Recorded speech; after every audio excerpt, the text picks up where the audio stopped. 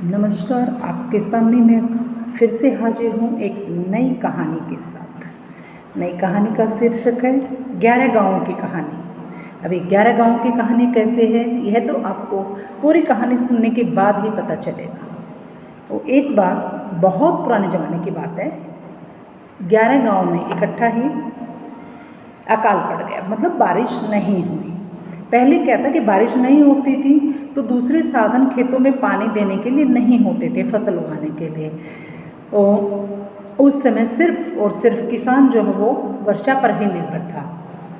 अब बारिश नहीं होगी, अकाल पड़ेगा तो लोगों के लिए खाने के लिए अनाज और पशुओं के लिए चारा नहीं होगा।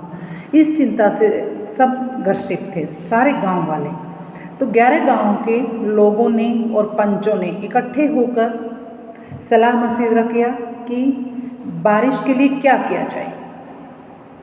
अब सब इकट्ठे तो हो गए, सबने अपने अपने विचार भी दिए कि ऐसे कर सकते हैं, ऐसे कर सकते हैं, ऐसे कर सकते हैं।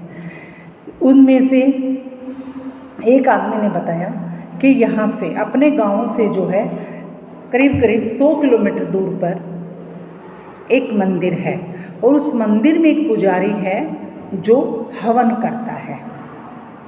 अब सब बोले ठीक है भाई, चलते हैं उनके पास।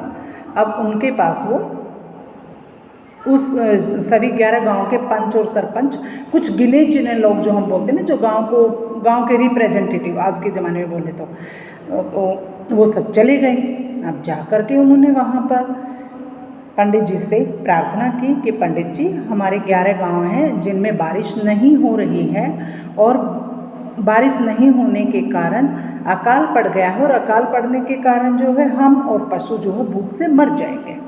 अब पंडित जी ने कुछ सोच विचार कर उनको बोला ठीक है, मैं हवन करवा देता हूँ, तो आप उस दिन आ जाइए। उनको एक दिन बता दिया, 4 दिन 10 दिन बाद में जो भी उनको सुटेबल लगा होगा वो उन्होंने बता दिया। उस दिन सभी गांव के फिर वही पंच सरपंच जो है पहुंच गए उनके पास।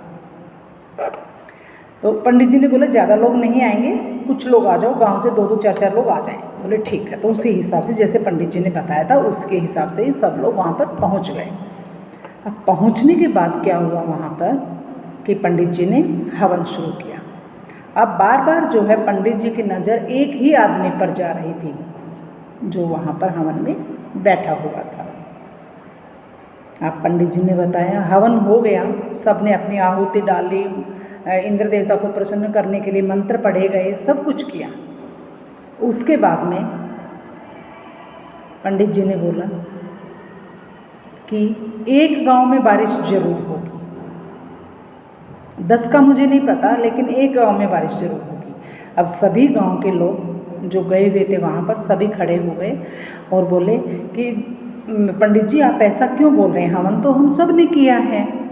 तो बोले हाँ सब ने किया है, सब श्रद्धा के साथ आए हैं और सब ने श्रद्धा के साथ हवन में आहुतियाँ भी डाली हैं, लेकिन कहीं ना कहीं 10 गांव के लोगों में विश्वास की कमी है।